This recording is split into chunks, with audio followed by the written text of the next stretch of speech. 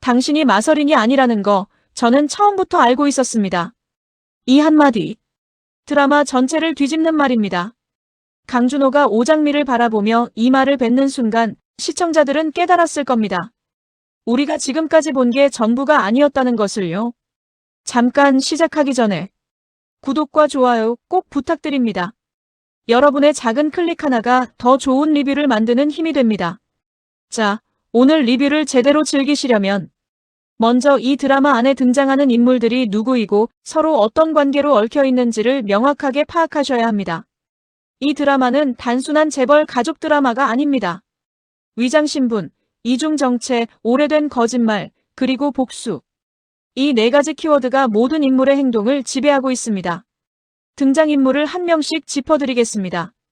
강준호는 드림그룹의 본부장입니다. 드라마 초반부 시청자들은 그를 그저 유능한 직장인으로 바라봤을 겁니다. 최화영의 제안에 따라 마서린 실장과의 결혼을 검토하는 남자. 조직 안에서 자기 자리를 지키려는 야심 있는 인물로 보였겠죠. 그런데 이 남자는 달랐습니다. 겉으로는 평온한 미소를 유지했지만 눈빛 속에서는 상대를 해부하는 차가운 계산이 돌아가고 있었습니다. 강준호는 어릴 때 입양됐습니다. 친부모가 누군지는 알려고 하지 않았다고 스스로 말하죠. 그런데 이 이야기의 후반부에서 밝혀지는 진실이 있습니다. 그가 외면하려 했던 그 혈연의 실마리가 지금 그가 복수해야 할 상대와 직결돼 있다는 것입니다. 이 남자를 절대로 그냥 지나치시면 안 됩니다. 강준호는 이 드라마에서 가장 조용하고 가장 위험한 사람입니다. 오장미는 마동석의 딸입니다. 드림그룹의 실질적 창업주인 마동석의 혈육이죠. 그런데 드림그룹 안에서 그녀는 마서린이라는 이름으로 살고 있습니다. 진짜 마서린이 사고로 의식을 잃은 사이 오장미가 그 자리를 대신해 조직 안에 들어온 것입니다. 왜 그랬을까요? 누군가가 그녀를 그 자리에 밀어넣었을 겁니다. 아니면 스스로 그 판에 뛰어든 이유가 있었을 겁니다. 그 이유를 파악하는 것이 이 드라마를 보는 핵심 즐거움입니다. 오장미는 차갑고 영리합니다. 하지만 그녀에게는 감추고 싶은 감정이 있습니다. 엄마인 정숙희를 향한 따뜻한 마음, 그리고 강백호를 향한 흔들리는 감정. 이 두 가지가 그녀를 단순한 복수자가 아닌 사람으로서 공감할 수 있는 인물로 만들어줍니다.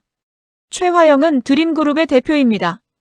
드림호텔의 대표실에 앉아 도심을 내려다보며 자신이 모든 것을 통제하고 있다고 믿는 여자죠. 그런데 이 여자가 얼마나 무서운 사람인가를 파악하려면 그녀의 행동들을 하나씩 뜯어봐야 합니다. 첫째, 그녀는 마서린이 자신의 친딸이 아니라는 사실을 알고 있었습니다. 둘째, 알면서도 강준호와 마서린의 결혼을 밀어붙이려 했습니다. 셋째, 진홍주가 유전자 검사 결과지를 확보하자 그것을 조작했습니다. 넷째, 강남봉을 과거의 감정으로 끌어들이려 했습니다.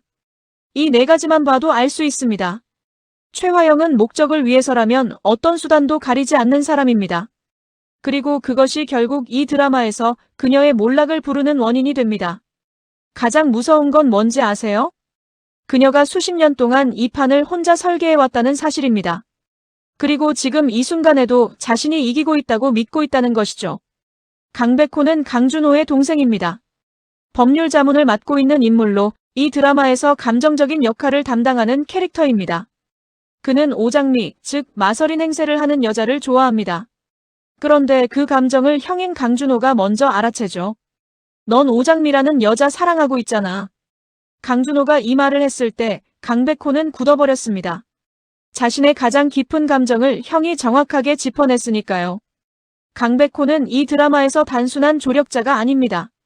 형이 쌓아올린 냉철한 계획의 틈새에서 진짜 인간의 온기를 불어넣는 역할을 합니다. 그리고 그 온기가 오장미의 마음을 조금씩 움직이게 됩니다. 진짜 마서린은 드라마 초반 내내 병원에 있습니다. 의식을 잃은 상태로 침대에 누워있는 동안 그녀와 똑같은 얼굴을 가진 오장미가 그녀의 자리를 대신합니다. 쌍둥이입니다. 이 드라마의 가장 강력한 설정 중 하나죠. 마서린이 눈을 뜨는 장면은 이 드라마에서 가장 극적인 순간 중 하나입니다. 그 손가락 하나 움직이는 장면에서 병원의 당직 간호사가 강백호에게 전화를 걸고 그 연락을 받은 강준호도 동시에 달려옵니다. 병실 문 앞에서 진짜 마서린의 얼굴을 마주한 강준호는 드림그룹 안에 있는 또 다른 마서린 실장의 얼굴을 떠올렸겠죠. 그리고 단어 하나가 정렬됩니다. 쌍둥이. 이강혁은 최화영의 오른팔입니다. 어떤 명령이 떨어져도 묵묵히 수행하는 사람. 감정을 드러내지 않고 부를 때만 움직이는 인물이죠. 그런데 이 드라마에서 이강혁은 단순한 악당의 부하가 아닙니다. 그의 눈빛을 주목해야 합니다. 최화영이 여유를 부리며 회장 자리는 시간 문제야라고 말하는 순간 이강혁의 눈빛이 미세하게 흔들립니다. 오랜 충성심과 자신도 언젠가 소모품으로 버려질 것이라는 예감. 이 두 감정이 교차하는 그 순간이 이강혁의 균열입니다. 이 균열이 어디로 향하는지가 이 드라마 후반부의 핵심 변수입니다. 진홍준은 유전자 검사 결과지를 직접 확보할 만큼 적극적인 인물입니다. 최화영에 맞서려는 의지를 가지고 있었죠. 그런데 그 결과지가 조작됐습니다.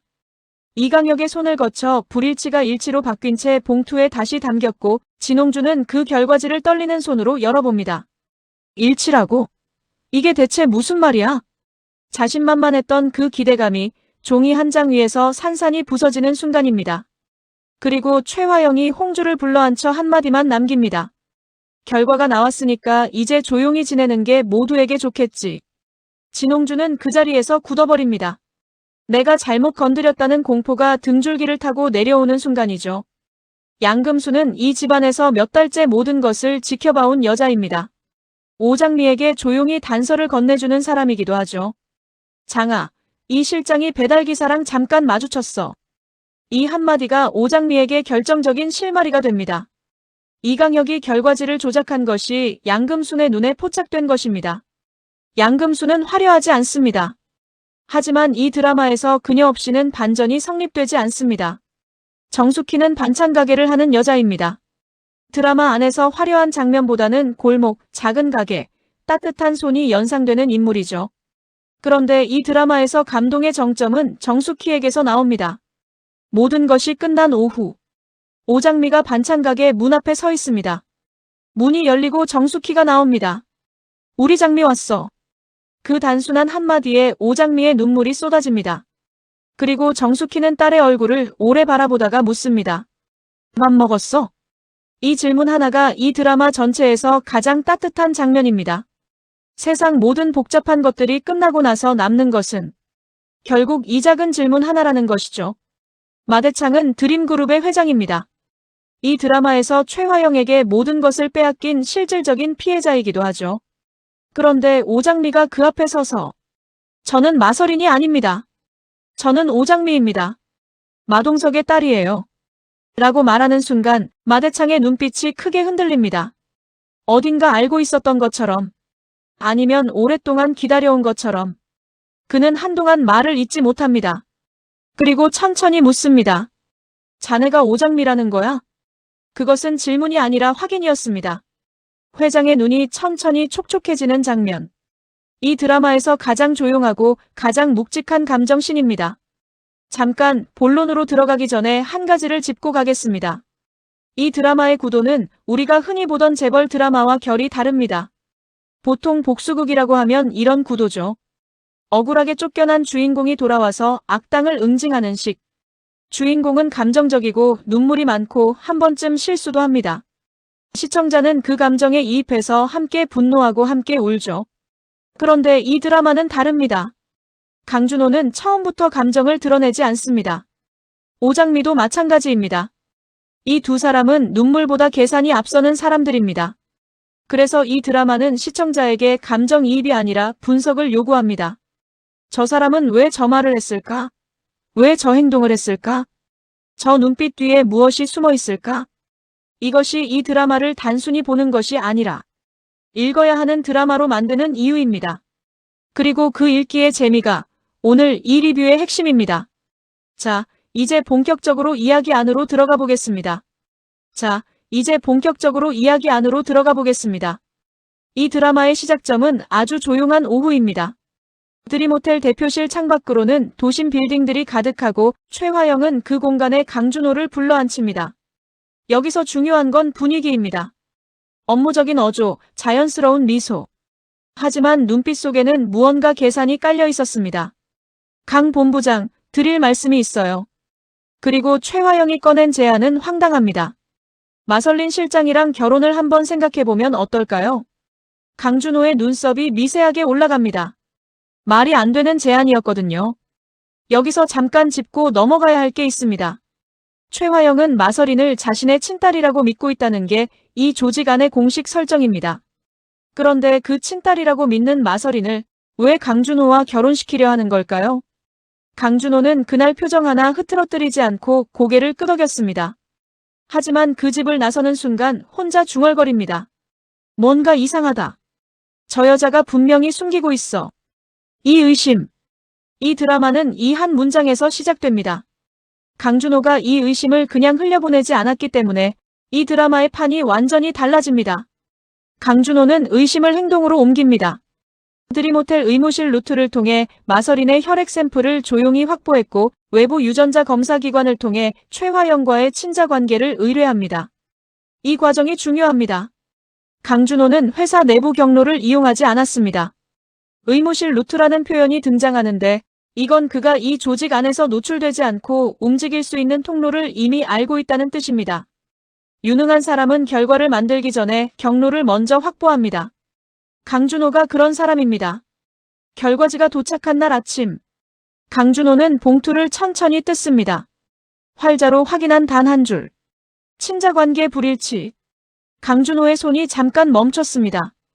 예상은 했지만 막상 눈으로 확인하니 온몸이 서늘해지는 순간 최화영은 처음부터 알고 있었던 겁니다. 마서린이 자신의 친딸이 아니라는 사실을 알면서도 결혼을 밀어붙이려 했다는 건 다른 목적이 있다는 뜻이었거든요. 강준호는 그 결과지를 서랍 깊숙이 넣으며 생각합니다. 그 판, 내가 역으로 이용하겠어. 냉철한 계산. 망설임 없는 일격. 강준호의 눈빛이 처음으로 차갑게 가라앉는 순간입니다. 이 장면을 보면서 시청자들은 비로소 알게 됩니다. 강준호는 최화영에게 이용당하는 쪽이 아니라 최화영을 이용하는 쪽으로 이미 전환됐다는 걸요. 이것이 이 드라마 첫 번째 반전입니다. 바로 이 시점에서 최화영도 움직이고 있었습니다. 진홍주와 염산월이 유전자 검사 결과지를 확보했다는 소식이 이강혁을 통해 최화영에게 이미 보고된 상태였습니다. 최화영은 잔소와인을 한 모금 마시고 입꼬리를 올립니다. 그거 내가 먼저 손 써야겠네. 이강혁은 말없이 고개를 숙입니다. 명령이 떨어지면 움직이는 것. 그것이 그에게 허락된 전부였습니다. 그날 배달기사가 드림그룹 로비에 도착했을 때 결과지 봉투는 잠깐 이강혁의 손을 거쳐갑니다. 봉투 안의 불일치 결과는 일치로 교체됐고 밀봉은 다시 완벽하게 마무리됐죠. 진홍주가 결과지를 떨리는 손으로 열었습니다. 한 줄씩 읽어내려가던 홍주의 얼굴이 순식간에 굳어버립니다. 일치라고? 이게 대체 무슨 말이야? 자신만만했던 기대감이 단 몇 초 만에 종이 한 장 위에서 산산이 부서집니다. 염산월이 옆에서 결과지를 들여다봤지만 아무 말도 못하고 시선만 내릴 수밖에 없었죠. 홍주야, 이거 어떻게 된 거야? 진홍주가 입술을 꽉 깨물었습니다. 엄마, 나도 모르겠어. 이상해. 분명히 이상한데. 바로 그때 최화영이 홍주를 불러들였습니다. 마주 앉은 최화영의 미소는 한없이 부드러웠지만 홍주는 그 미소 뒤로 얼음장 같은 무언가를 온몸으로 느꼈습니다. 결과가 나왔으니까 이제 조용히 지내는 게 모두에게 좋겠지. 최화영은 그 한마디만 남기고 자리에서 일어섰습니다. 홍주는 그 자리에서 굳은 채 한동안 움직이지 못했습니다. 내가 잘못 건드렸다는 공포가 등줄기를 타고 내려오는 느낌. 이 장면이 무서운 이유는 단 하나입니다. 최화영이 폭력을 쓰지 않았다는 것입니다. 단 한마디로 사람을 굳혀버릴 수 있다는 것. 그것이 진짜 권력의 방식이거든요. 그런데 최화영은 한 가지를 계산하지 못했습니다. 오장민은 다른 경로로 이 사실을 입수하고 있었거든요. 양금순이 이강혁의 동선을 추적해 단서를 건네준 것이었습니다. 장아, 이 실장이 배달기사랑 잠깐 마주쳤어. 양금순이 조용히 오장미의 손을 잡으며 전했습니다. 오장미의 눈이 빠르게 빛났습니다. 아줌마, 이거 확실한 거 맞죠? 응. 내가 직접 봤어. 틀림없어. 양금순의 목소리는 낮았지만 흔들림 없이 단단했습니다. 몇 달째 이 집안에서 모든 것을 지켜보며 때를 기다려온 여자였죠. 오장민은 즉시 강백호에게 연락합니다. 백호 씨, 결과지가 조작된 것 같아요. 이 실장이 직접 손을 댔을 거예요. 강백호의 목소리가 즉각 날카로워집니다. 알겠어요, 장미씨. 법적 추적 바로 시작합니다. 이 장면에서 드라마의 진짜 판이 나뉩니다. 최화영은 진홍주의 경로를 막는 데는 성공했지만 오장미와 양금순이 열어놓은 또 다른 경로는 알지 못했습니다. 한 명이 막히면 다른 쪽에서 흐릅니다. 진실은 그렇게 움직이거든요. 그런데 바로 이 무렵 강준호가 독자적으로 움직입니다. 오장미를 단독으로 불러낸 것입니다. 강준호는 의자를 당겨 앉으며 담담하게 입을 열었습니다. 조만간 마설장하고 결혼할 생각이에요. 오장미의 눈이 바짝 좁아졌습니다. 싫은데요. 저 본부장님 이제 관심 없어요. 오장미는 마설인으로서 냉정하게 선을 그었습니다. 그런데 강준호가 조용히 묻습니다. 내 동생 때문인가요? 짧은 침묵이 흘렀습니다. 오장미는 대답하지 않았습니다. 여기서 집중하셔야 합니다. 강준호의 눈빛이 단순한 구애나 질투가 아니었거든요. 무언가 알고 있다는 듯한 날카로운 시선이 오장미를 꿰뚫고 있었습니다. 오장미는 등골이 서늘해지는 느낌을 받았지만 표정을 끝까지 유지한 채 자리를 떴습니다. 강준호는 그녀의 뒷모습을 바라보며 혼자 중얼거렸습니다. 아직은 아니야. 조금만 더 기다리자. 이 장면이 이 드라마에서 가장 소름 돋는 장면 중 하나입니다. 강준호는 이미 알고 있었던 겁니다. 오장미가 마설인이 아니라는 것을요. 그런데도 결혼을 언급한 것은 오장미를 시험하기 위한 것이었을 겁니다. 아니면 그녀가 어디까지 알고 있는지를 확인하려는 탐색이었겠죠. 냉정함과 계산 속에서도 뭔가 다른 게 묻어 있었습니다. 이 두 사람 사이의 감정이 복잡해지기 시작하는 지점입니다.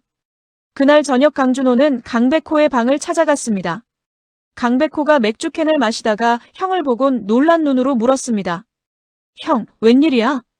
강준호는 천천히 말했습니다. 마설린 실장이랑 결혼하려고. 강백호가 캔을 탁자에 내려놓으며 눈을 크게 떴습니다. 뭐? 형, 지금 뭐라고 했어? 강준호는 물러서지 않았습니다. 설인 씨한테 끼부리지 마. 잠깐 멈추고 나서 덧붙였습니다. 넌 오장미라는 여자 사랑하고 있잖아. 강백호의 표정이 순식간에 굳어버렸습니다. 형이 자신의 감정을 너무 정확하게 짚어냈으니까요. 형, 그 사람은 싫다고 했잖아. 그래도 밀어붙일 거야? 강준호는 아무 말 없이 방을 나갔습니다. 닫히는 문 앞에서 강백호가 긴 숨을 내뱉었죠. 형이 뭔가 알고 있다. 분명히 알고 있는 게 있다. 그 확신이 강백호의 머릿속에서 떠나질 않았습니다. 이 장면은 형제 사이의 갈등처럼 보이지만 사실은 강준호가 강백호에게 보내는 일종의 신호입니다. 이 판의 감정으로 끼어들지 마라. 나에게 계획이 있다. 강준호 특유의 방식이죠. 말로 설명하지 않고 행동으로 경계를 긋는. 그러던 어느 날 병원에서 연락이 왔습니다. 당직 간호사의 목소리가 다급했습니다. 강백호 씨, 설린 씨가 손가락을 움직였어요. 강백호는 전화기를 꽉 쥐며 벌떡 일어섰습니다. 알겠습니다. 바로 갈게요. 그는 외투도 제대로 챙기지 않고 병원으로 향했습니다. 병실 문 앞에서 강백호는 잠시 멈춰섰죠. 문 안에 누워있는 사람은 진짜 마설인이었습니다. 지금 드림그룹 안에서 마설인 행세를 하고 있는 건 오장미였죠.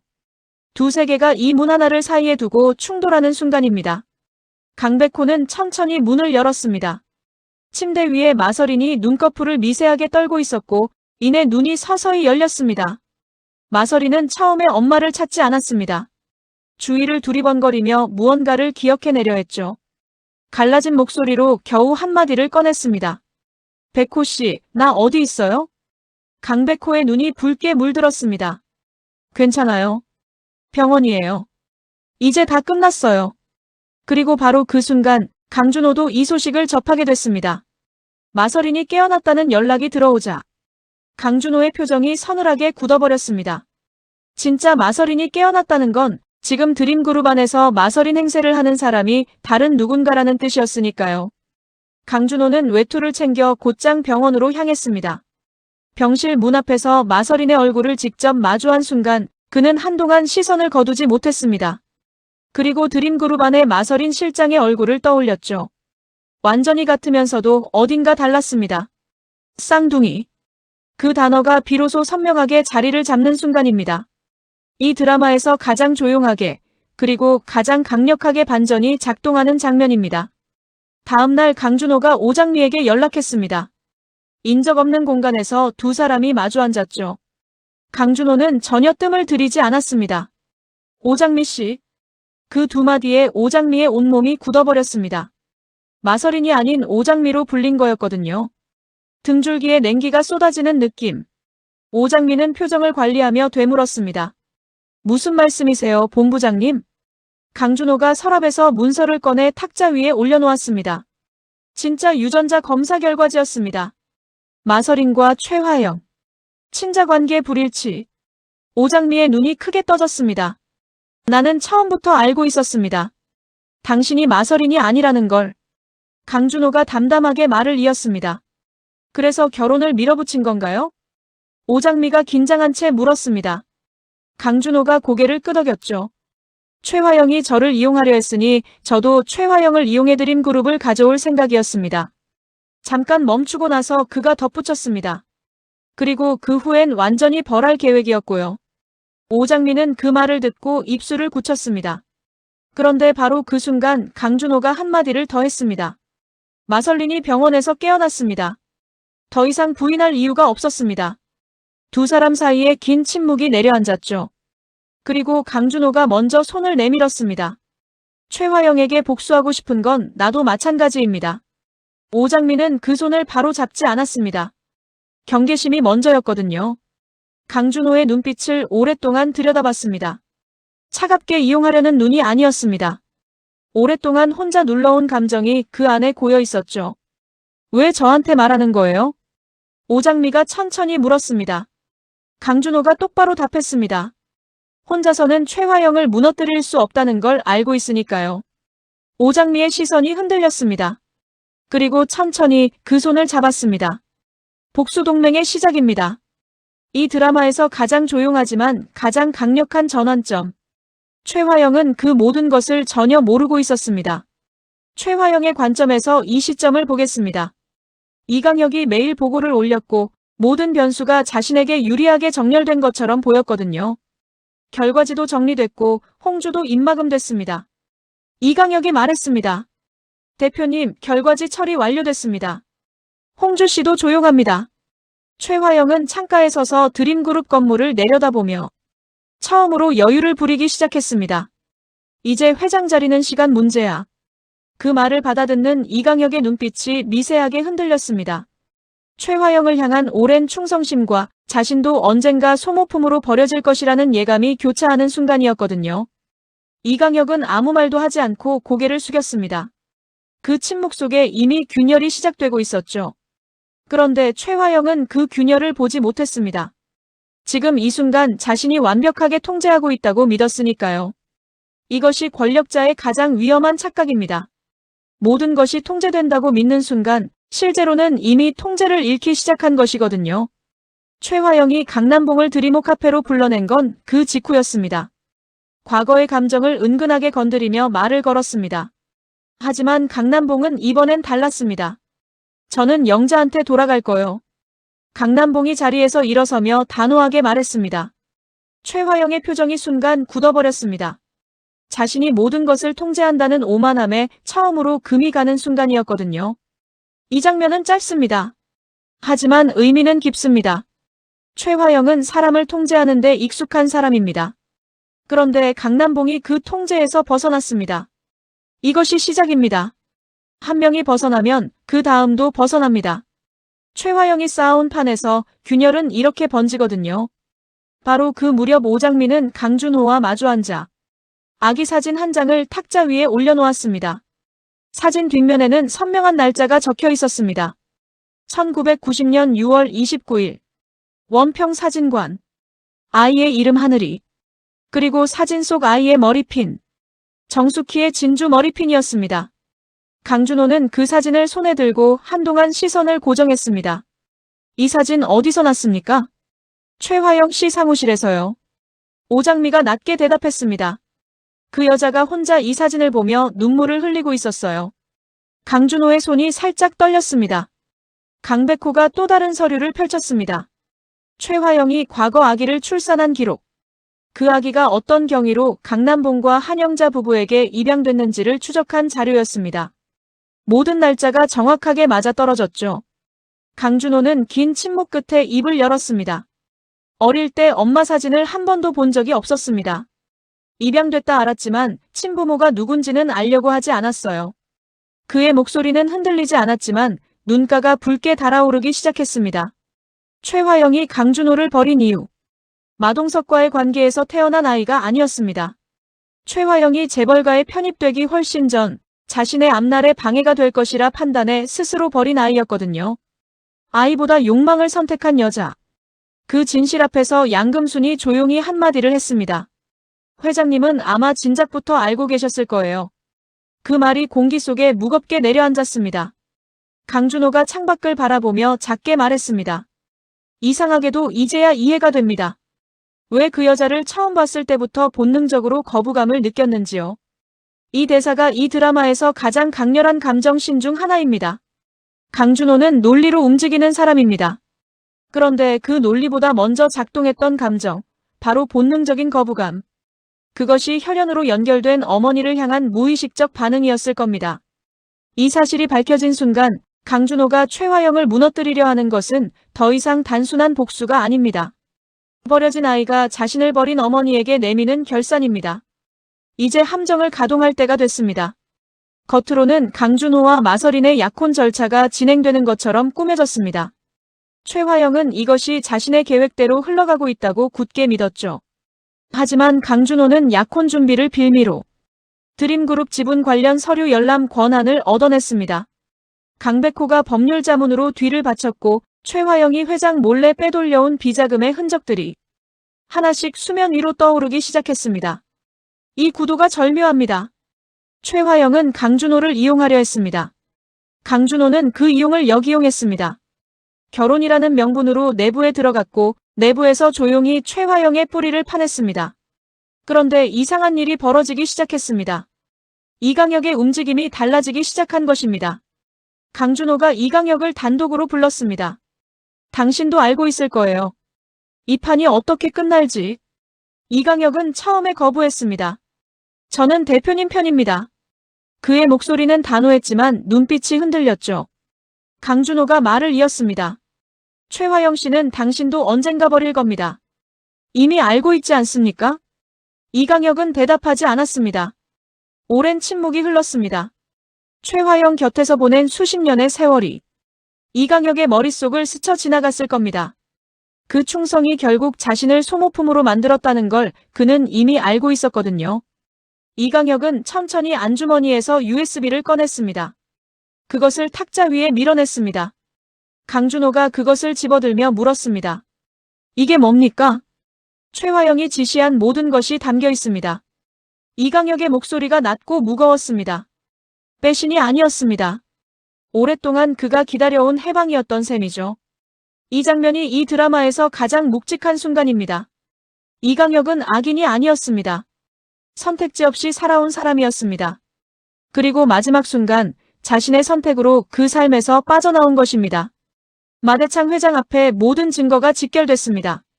비자금 내역서, 지분 조작 문서, 마서린과 최화영의 유전자 검사 원본 결과지. 회장이 서류들을 한 장 한 장 넘겨보는 동안 회장실은 숨소리조차 들리지 않았습니다. 오장미가 그 앞에 섰습니다. 마설린 행세를 내려놓는 순간이었습니다. 할아버지.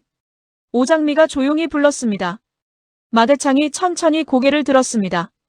설리나. 마대창의 목소리가 흔들렸습니다. 오장미는 깊게 숨을 들이켰습니다. 저는 마설린이 아닙니다.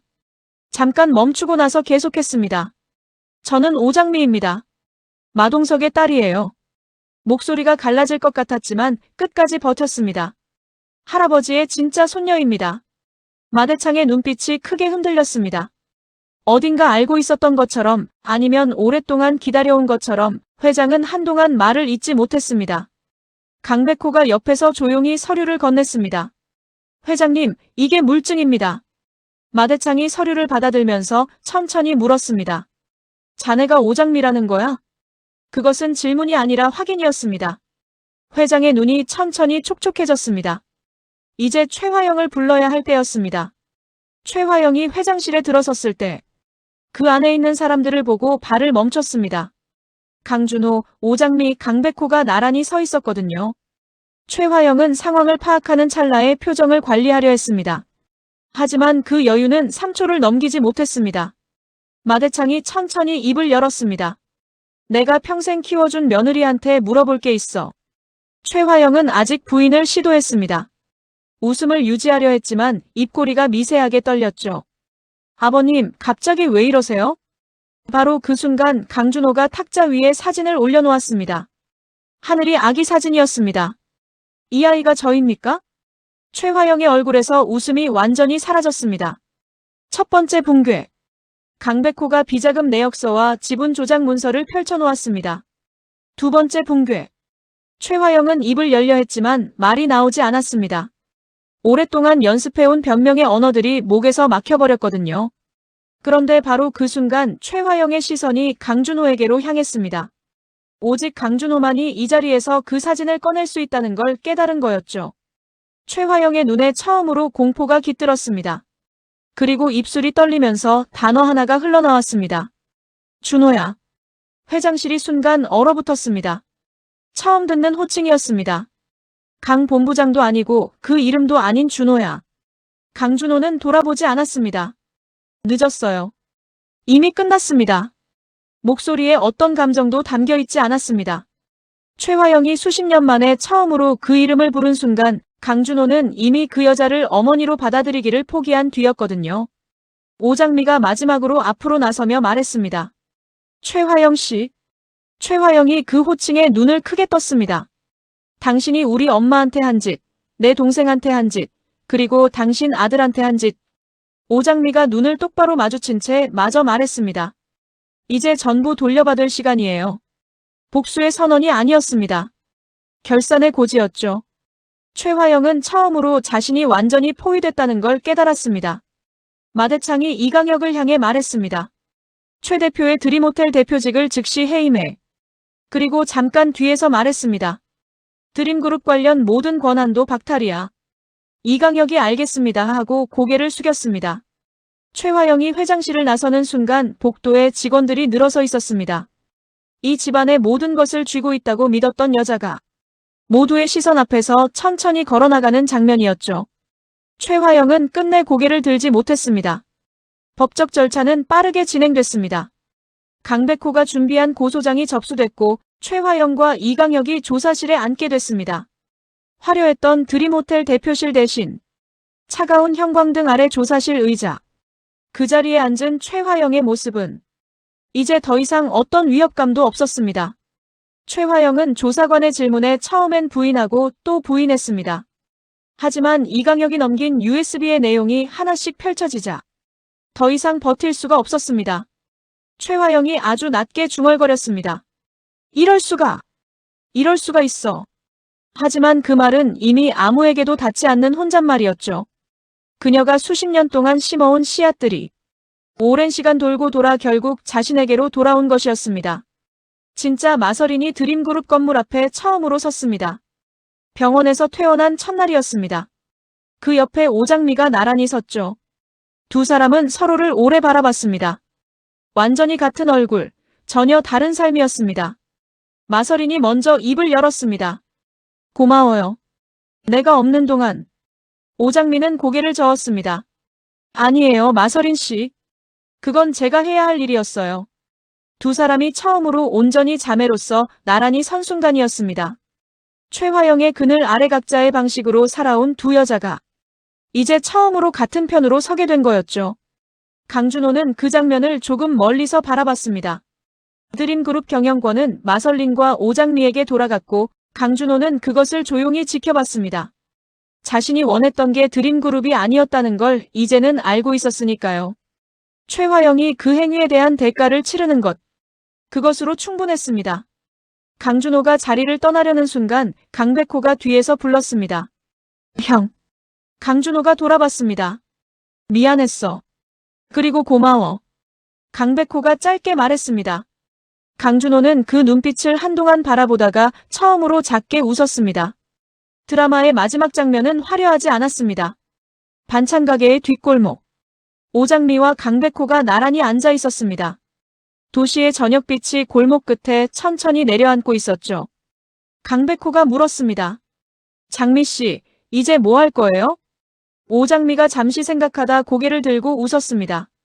밥 먹어야죠. 배고프잖아요. 강백호도 따라 웃었습니다. 두 사람이 함께 자리에서 일어서는 모습으로 서울의 저녁 하늘이 오래 머물렀습니다.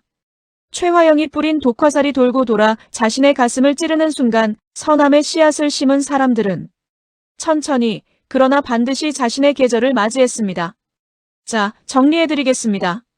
이 드라마에서 가장 충격적인 반전은 단 하나입니다. 강준호는 처음부터 전부 알고 있었다. 최화영이 자신을 이용하려 했다는 것.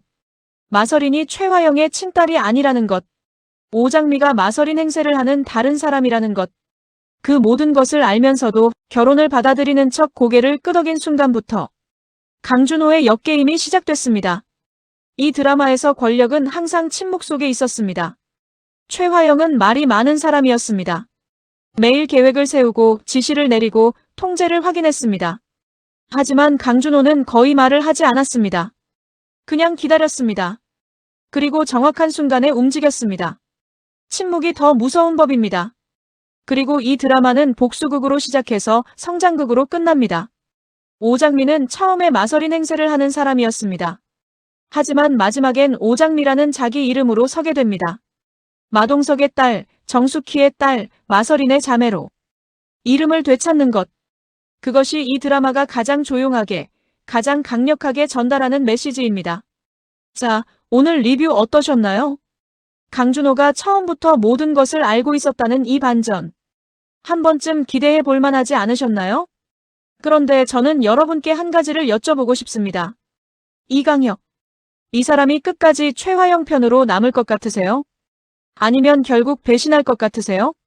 실제로 방송에서 이강혁이 어떤 선택을 하는지를 보면 이 드라마 전체의 결이 달라질 수 있습니다.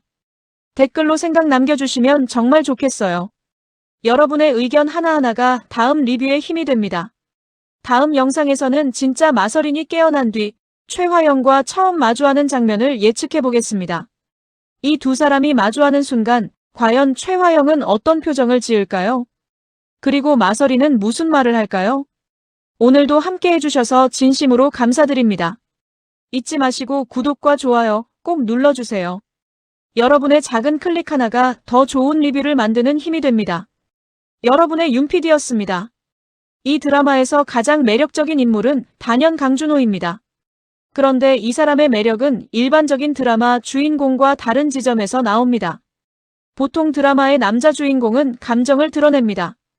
분노하거나 눈물을 흘리거나 사랑하는 감정을 어쩌지 못해 흔들리거나 시청자는 그 감정에 이입해서 함께 흔들리는 거죠. 그런데 강준호는 다릅니다. 그는 거의 흔들리지 않습니다.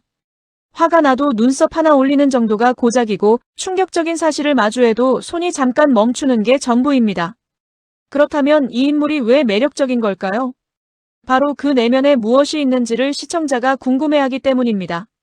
표면이 조용한 사람일수록 내면은 더 복잡합니다. 강준호가 아무것도 느끼지 않는 것이 아닙니다. 오히려 너무 많이 느끼기 때문에 그걸 드러내지 않는 법을 터득한 사람입니다. 입양됐다는 사실, 친부모가 누군지 알려고 하지 않았다는 결심, 그리고 최화영을 처음 봤을 때부터 본능적으로 거부감을 느꼈다는 것. 이 세 가지를 연결하면 강준호라는 인물의 심리 구조가 보입니다. 그는 상처를 외면하는 방식으로 살아온 사람입니다. 그리고 그 외면이 결국 차가운 이성으로 굳어졌을 겁니다. 감정을 느끼지 않는 것이 아니라 감정을 느끼는 것에 익숙하지 않은 사람이 되어버린 거죠. 그런데 오장미를 만나면서 그 방어막이 조금씩 흔들립니다. 왜 저한테 말하는 거예요? 라는 오장미의 질문에 강준호가 혼자서는 최화영을 무너뜨릴 수 없다는 걸 알기 때문에라고 답하는 장면. 이건 논리적인 대답입니다. 합리적이고 계산적인 발언이죠. 그런데 그 눈빛 안에는 논리 이상의 무언가가 있습니다. 오랫동안 혼자 눌러온 감정이 고여있는 눈빛. 그것이 오장미가 그 손을 잡게 만드는 힘입니다. 강준호는 복수를 위해 오장미와 손을 잡았지만 복수가 끝난 자리에서 강준호에게 남은 것이 무엇인지, 그것이 이 드라마의 또 다른 핵심 감상 포인트입니다. 오장미는 다른 사람의 이름으로 살아야 하는 인물입니다. 마서린이라는 이름으로 마서린의 자리에서 마서린의 역할을 해야 하는 살. 이게 얼마나 힘든 일인지 생각해 보셨나요? 다른 사람의 이름으로 불릴 때마다 자신이 조금씩 지워지는 느낌. 자신을 아는 사람들 앞에서 자신이 아닌 척 해야 하는 고통. 실수 한 번으로 모든 것이 무너질 수 있다는 긴장감. 오장미는 이 모든 것을 혼자 감당하면서도 흔들리지 않으려 했습니다. 그런데 그 흔들리지 않으려는 시도 자체가 이미 흔들리고 있다는 신호였겠죠. 오장미에게 균열이 생기는 장면들이 있습니다. 강백호가 자신의 감정을 알아채는 장면. 강준호가 오장미 씨라고 자신의 진짜 이름을 부르는 장면. 그리고 정숙희 앞에 서서 눈물이 쏟아지는 장면. 이 세 순간이 오장미가 오장미로 돌아오는 세 단계입니다. 사람은 자신의 진짜 이름으로 불릴 때 진짜 자신이 됩니다. 그리고 진짜 자신이 됐을 때 비로소 싸울 수 있습니다. 오장미가 마서린 행세를 하면서도 복수를 꿈꿨다면 그건 위장 속에서도 자신을 잃지 않았기 때문에 가능한 일이었습니다. 이것이 오장미라는 인물을 단순한 위장 신분 캐릭터가 아니라 성장하는 사람으로 만드는 지점입니다. 최화영은 이 드라마에서 가장 철저하게 설계된 악당입니다. 그런데 이 캐릭터가 흥미로운 이유는 그녀가 완전히 나쁜 사람이 아니기 때문입니다. 아니, 정확히 말하면 그녀에게도 인간적인 부분이 있습니다. 혼자 사진을 꺼내 눈물을 흘리는 장면. 하늘이 자신이 버린 아이의 사진을 앞에 두고 눈물을 흘리는 그 장면. 최화영은 감정이 없는 사람이 아닙니다. 감정이 있으면서도 그 감정을 욕망 아래 눌러버린 사람입니다. 그리고 그게 그녀의 가장 큰 비극입니다. 아이보다 욕망을 선택한 결과가 뭐였나요? 그 아이가 자신을 무너뜨리는 사람이 되어 돌아왔습니다. 강남봉을 버린 결과가 뭐였나요? 강남봉이 자신에게 등을 돌렸습니다. 이강혁을 소모품처럼 이용한 결과가 뭐였나요? 이강혁이 USB를 넘겼습니다. 최화영의 몰락은 한 방에 일어난 것이 아닙니다. 그녀가 뿌린 씨앗들이 하나씩 돌아온 것입니다. 회장실에서 준호야라는 단어가 흘러나오는 순간, 수십 년 동안 눌러온 감정이 마지막으로 터져나오는 그 순간. 그런데 강준호는 돌아보지 않았습니다. 이 장면이 이 드라마의 감정적 클라이맥스입니다. 최화영의 마지막 카드는 감정이었습니다. 그런데 그 감정이 너무 늦었습니다. 강준호는 이미 그 여자를 어머니로 받아들이기를 포기한 뒤였으니까요. 통제로 쌓아올린 것은 통제를 잃는 순간 무너집니다. 그리고 최화영이 통제를 잃은 순간은 강준호가 그 이름을 부르지 않은 순간이었습니다. 이강혁은 이 드라마에서 가장 조용한 인물입니다. 말이 적고 표정이 적고 존재감이 적습니다. 그런데 바로 그렇기 때문에 그가 움직이는 순간이 더 크게 다가옵니다. 이강혁이 USB를 꺼내는 장면을 다시 생각해 보겠습니다. 강준호가 말했습니다. 최화영 씨는 당신도 언젠가 버릴 겁니다. 이미 알고 있지 않습니까? 이강혁은 대답하지 않았습니다. 이 침묵이 답이었습니다. 그는 알고 있었습니다. 처음부터. 수십 년간 최화영을 위해 일한 사람이 왜 USB를 건넸을까요? 배신하고 싶어서가 아닙니다. 더 이상 속을 수 없어서였을 겁니다. 자신이 소모품이라는 걸 알면서도 충성해온 세월. 그 세월의 무게가 그 USB 안에 담겨 있었을 겁니다. 이강혁의 침묵은 두 가지를 의미합니다. 첫째, 그는 오래전부터 이 판이 어디로 향할지 알고 있었다. 둘째, 그는 자신이 선택할 수 있는 시간을 기다리고 있었다. 그 시간이 강준호가 이미 알고 있지 않습니까? 라고 물은 순간이었던 거죠. 이강혁이 배신자인가요? 아닌가요?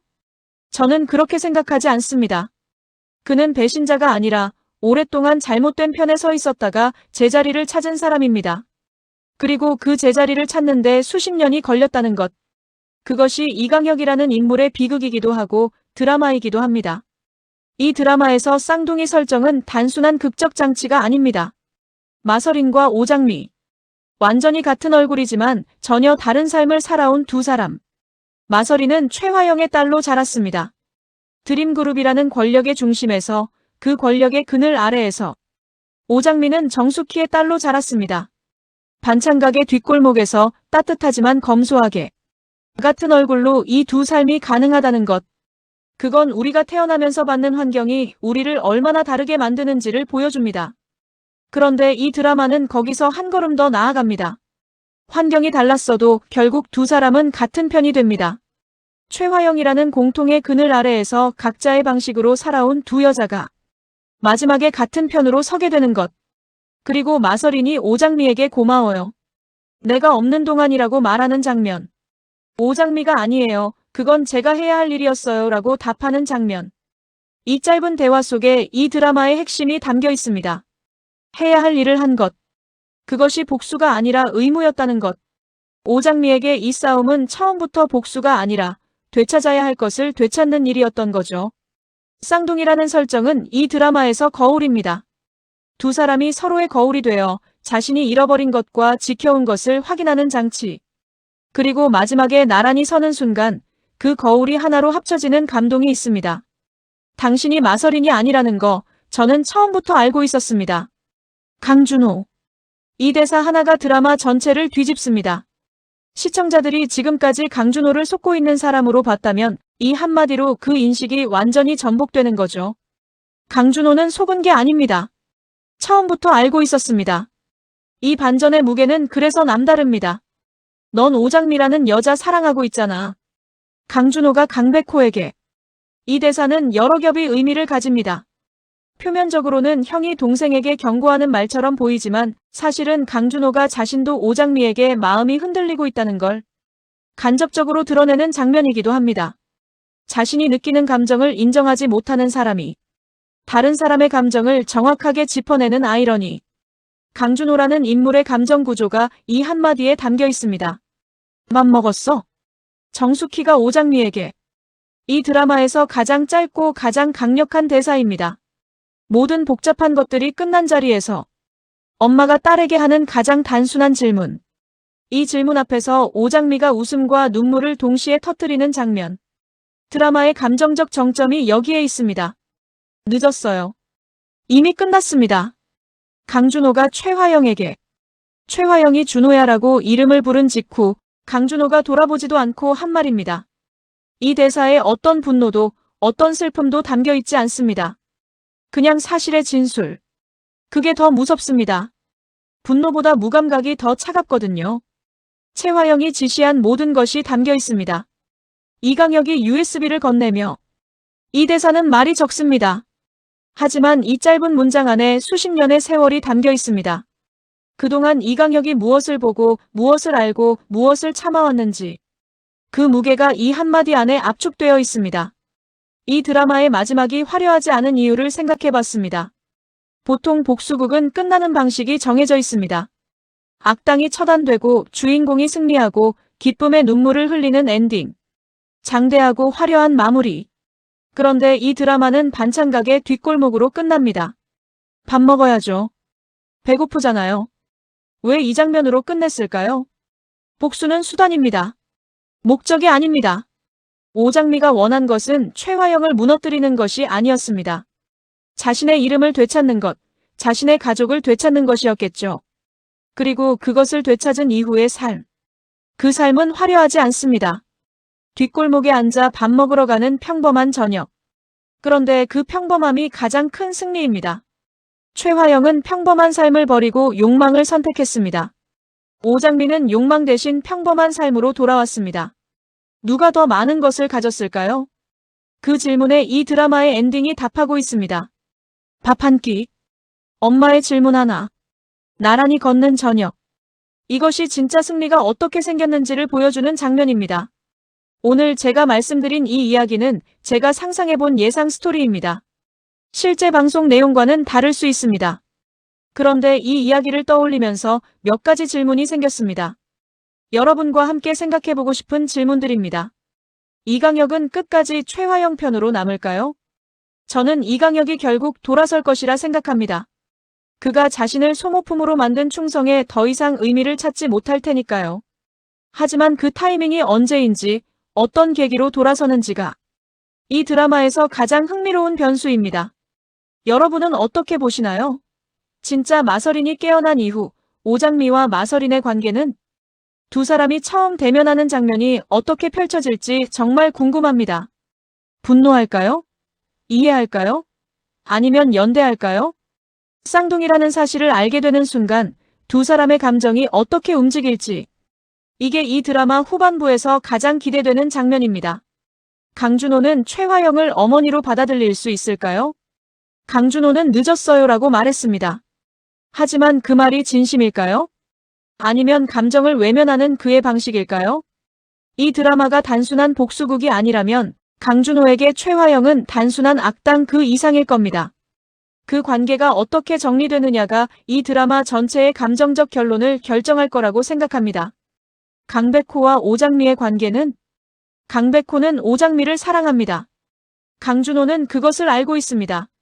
그리고 강준호 자신도 오장미에게 무언가 느끼는 것 같습니다. 형제 사이의 감정이 어떻게 정리되는지, 그리고 오장미가 결국 누구의 손을 잡는지, 이것도 이 드라마의 큰 관전 포인트입니다. 댓글로 여러분의 생각을 꼭 남겨주세요. 어떻게 끝날 것 같으세요? 최화영이 영리한 사람이라는 건 분명합니다. 그런데 그녀는 세 가지 결정적인 실수를 저질렀습니다. 실수: 강준호를 과소평가한 것. 최화영은 강준호를 이용하려 했습니다. 그런데 이용하려 한 그 순간 강준호도 이용 계획을 세우고 있었습니다. 역이용당한 거죠. 강준호를 단순한 직장인으로 봤다는 것. 그게 최화영의 첫 번째 실수입니다. 실수: 이강혁을 소모품으로 대한 것. 수십 년간 충성을 바친 사람을 소모품으로 대우했습니다. 그 사람이 언젠가 돌아설 것이라는 생각을 하지 않았죠. 충성은 무한하지 않습니다. 소모품 취급이 쌓이면 결국 배출 욕구가 생깁니다. 이강혁이 USB를 건넨 건 배신이 아니었습니다. 최화영 스스로가 만든 결과였습니다. 최화영은 모든 경로를 자신이 통제해야 직성이 풀리는 사람입니다. 결과지도 조작하고 홍주도 입막음하고 이강혁을 통해 보고받고. 그런데 그 모든 통제망에는 구멍이 있었습니다. 양금순이라는 구멍, 그리고 강준호라는 구멍. 혼자 통제하는 시스템은 강해 보이지만 사실 가장 취약합니다. 다양한 경로가 막혀도 하나가 뚫리면 무너지거든요. 이 세 가지 실수가 최화영의 몰락을 예고했습니다. 그리고 그 몰락은 한 번에 터진 것이 아니라 천천히 오랫동안 쌓여온 결과였습니다. 이 드라마를 보면서 인간관계에 대한 몇 가지 생각이 들었습니다. 첫 번째, 신뢰는 말이 아니라 행동이 만든다. 최화영은 말이 많았습니다. 부드럽게 웃으며 우리 가족이라는 말을 자주 했겠죠. 하지만 그 행동은 항상 이용과 통제였습니다. 반면 양금수는 말이 적었습니다. 하지만 오장미의 손을 잡고 내가 직접 봤어. 틀림없어라고 했을 때 그 한마디가 모든 것을 바꿨습니다. 신뢰는 말의 양이 아니라 행동의 일관성에서 나옵니다. 두 번째, 비밀은 시간과 싸운다. 최화영이 숨긴 비밀들은 수십 년 동안 단단히 봉인된 것처럼 보였습니다. 그런데 하나씩 표면으로 올라왔습니다. 유전자 검사 결과지, 비자금 내역서, 아기 사진. 비밀은 사라지지 않습니다. 어딘가에 흔적이 남고 그 흔적은 결국 누군가에게 발견됩니다. 세 번째, 혼자서는 진실을 밝힐 수 없다. 강준호 혼자였다면 결과지 조작을 알지 못했을 겁니다. 오장미 혼자였다면 드림그룹 지분 문서에 접근하지 못했을 겁니다. 강백호 없이는 법적 절차가 불가능했겠죠. 양금순이 없었다면 이강혁의 동선 단서가 사라졌을 겁니다. 진실을 밝히는 일은 항상 여러 사람의 협력으로 이루어집니다. 혼자 모든 것을 해결하려는 사람은 최화영처럼 결국 혼자 무너집니다. 네 번째, 가장 강한 것은 결국 가장 단순한 것이다. 모든 복잡한 음모와 계략이 끝난 자리에서 정숙희가 오장미에게 한 말. 맘먹었어? 이 단순함이 모든 복잡함을 이겼습니다. 최화영이 쌓아올린 권력보다 정숙희가 오랫동안 지켜온 그 단순한 사랑이 더 강했습니다. 그것이 이 드라마가 마지막에 전달하는 진짜 메시지라고 생각합니다. 강백호라는 인물을 다시 한번 짚어드리겠습니다. 이 드라마에 등장하는 주요 인물들의 특징이 있습니다. 강준호는 차갑고 계산적입니다. 오장미는 냉정하고 전략적입니다. 최화영은 야망적이고 통제적입니다. 이강혁은 침묵적이고 수동적입니다.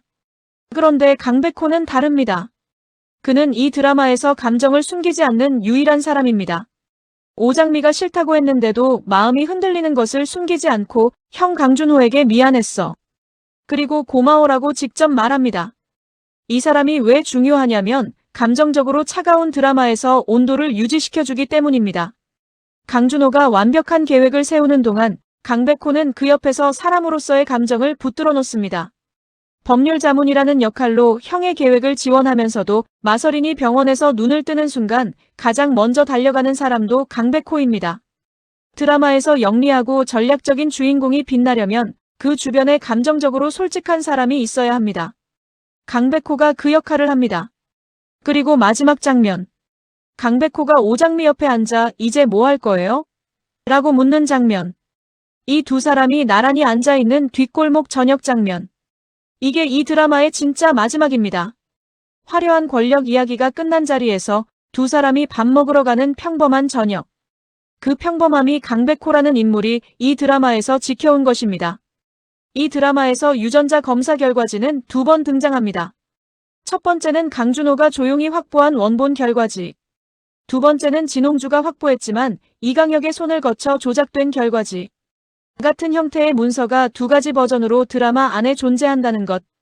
이건 단순한 소품이 아닙니다. 진실과 거짓이 얼마나 쉽게 같은 형태를 취할 수 있는지를 보여줍니다. 강준호가 원본을 가지고 있었기 때문에 진홍주에게 전달된 조작된 결과지가 가짜라는 걸 증명할 수 있었습니다. 그리고 그 원본이 마대창 회장 앞에 펼쳐졌을 때 최화영의 첫 번째 방어선이 무너졌죠. 오장미가 최화영의 사무실에서 발견한 사진. 1990년 6월 29일 원평 사진관. 아이의 이름 하늘이. 그리고 그 아이의 머리핀, 정숙희의 진주 머리핀. 이 사진은 강준호의 출생과 최화영의 관계를 연결하는 증거입니다. 동시에 최화영이 자신이 버린 아이를 아직 기억하고 있다는 증거이기도 합니다. 혼자 눈물을 흘리며 그 사진을 바라봤다는 것. 최화영이 완전히 감정이 없는 사람이 아니라는 것을 보여주는 장면이기도 하죠. 이 사진이 회장실에서 탁자 위에 놓이는 순간 최화영의 표정에서 웃음이 사라진 이유가 여기 있습니다. 가장 숨기고 싶었던 것이 가장 확실한 증거가 되어 돌아온 거니까요. 이강혁이 건넨 USB는 이 드라마에서 가장 결정적인 증거입니다. 최화영이 직접 지시한 모든 것이 담겨 있다고 했습니다. 비자금, 지분 조작, 결과지 조작 지시. 이 USB 하나로 최화영이 조사실에서 더 이상 버티지 못하게 됩니다. 이강혁이 모든 것을 기록해 두었다는 것. 그건 이강혁이 이미 오래전부터 이 판이 어디로 향할지 알고 있었다는 의미이기도 합니다. 증거를 모으는 사람이 결국 이기는 법입니다. 최화영은 통제했지만 이강혁은 기록했습니다. 기록이 통제를 이겼습니다. 마대창 회장은 이 드라마에서 상대적으로 조용한 인물입니다. 하지만 그가 등장하는 장면들의 무게가 남다릅니다. 오장미가 저는 오장미입니다. 마동석의 딸이에요라고 말했을 때 회장이 한동안 말을 잇지 못했다는 것. 회장이 알고 있었을 가능성이 있습니다. 양금순이 회장님은 아마 진작부터 알고 계셨을 거예요라고 말했을 때 그 말이 단순한 추측이 아닐 수 있습니다. 마대창은 드림그룹을 만들고 지켜온 사람입니다. 그 회사의 모든 것을 알고 있는 사람이 며느리인 최화영의 움직임을 몰랐을 리 없습니다. 하지만 직접 움직이지 않았습니다. 왜일까요? 두 가지 가능성이 있습니다. 첫째, 증거가 없어서 기다린 것. 둘째, 누군가가 그것을 밝혀내기를 기다린 것. 자네가 오장미라는 거야? 라는 질문이 아니라 확인이었다는 표현. 이건 마대창이 이미 알고 있었다는 암시일 수 있습니다. 만약 그렇다면 마대창은 이 드라마에서 가장 조용하고 가장 오래 기다린 사람입니다. 그리고 그 기다림이 오장미의 등장으로 완성된 것이죠. 회장의 눈이 촉촉해지는 장면. 그것이 기다림의 끝이기도 하고 아들에 대한 그리움의 표현이기도 합니다. 마동석의 딸이 살아서 자신 앞에 서 있다는 것. 그 감정이 얼마나 복잡했을지. 마대창은 말이 적었지만 그 침묵 안에 가장 많은 것이 담겨 있는 인물이었습니다.